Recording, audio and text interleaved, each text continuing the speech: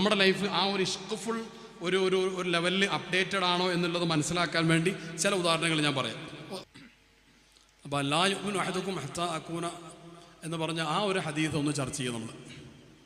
അതേ നമ്മൾ റസൂലുള്ളാഹി സ്വല്ലല്ലാഹു അലൈഹി വസല്ലം തങ്ങൾ നമ്മുടെ ലൈഫിൻ്റെ ഏറ്റവും പ്രധാനപ്പെട്ട മുഹിബ്ബായിട്ട് മാറുന്നത് വരെ അവിടുത്തെയാണ് നമ്മൾ ഏറ്റവും കൂടുതൽ സ്നേഹിക്കുന്നത് എന്ന് ആകുന്നത് വരെ നമ്മൾ ആരും മുഅ്മിനീങ്ങളാകൂല എന്നാണ് ആ പറഞ്ഞതിൻ്റെ അർത്ഥം. ചില ആൾക്കാരൊക്കെ നമുക്കൊന്നും വിവരമില്ലെങ്കിൽ നമ്മളോടൊക്കെ ചോദിക്കാറുണ്ട്, സ്വലാത്ത് കുറേ ചൊല്ലിയത് സാറേ എന്താണ് റസൂലുള്ളാഹിനെ കാണാത്തത്?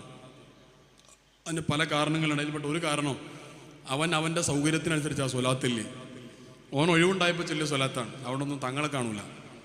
സ്വലാത്തെല്ലാം വേണ്ടി ഒഴിഞ്ഞിരിക്കണം. എങ്ങനെയത് പറയാം? റസൂലുള്ളാഹി സ്വല്ലല്ലാഹു അലൈഹി വസല്ലം അവിടുത്തെ ജീവിതത്തിൻ്റെ ആ മുഴുവൻ കാലവും ഉമ്മത്തിന് വേണ്ടി ചെലവഴിച്ചതാണ്. എന്നിട്ട് തിരിച്ചൊന്നൊരു മണിക്കൂറെങ്കിലും ഒരു ദിവസം ഒന്ന് കണ്ണടച്ചിരുന്നോ, അല്ലെങ്കിൽ പച്ചക്കൊബയിലേക്ക് നോക്കിയോ, അല്ലെങ്കിൽ ഹുജ്റത്തു ഷരീഫിൻ്റെ ഫോട്ടോയിലേക്ക് നോക്കിയോ, അല്ലെങ്കിൽ അവിടുത്തെ നേരത്തെ കണ്ടവരാണെങ്കിൽ കണ്ട രൂപം ഒന്ന് ചിന്തിച്ചിട്ടോ ഒന്ന് സ്വലാത്തല്ലാൻ 1 മണിക്കൂർ 2 മണിക്കൂർ 24 മണിക്കൂറിലെ സമയമില്ല ഓന് റസൂലുള്ളാഹിനെ കാണുമ്പോഴത്രേ നടന്നുകൊള്ളണം എന്നില്ല. നമ്മൾ മഹബത്തുണ്ട് എന്ന് പറയുന്നത് ചിലതൊക്കെ കള്ളമാണ് എന്ന് എനിക്ക് തോന്നാറുണ്ട്. ഞാൻ 1-2 സൂചനകളാണ് പറയാൻ പോകുന്നത്. ഇപ്പം തഹജ്ജുദിൻ്റെ കാര്യം,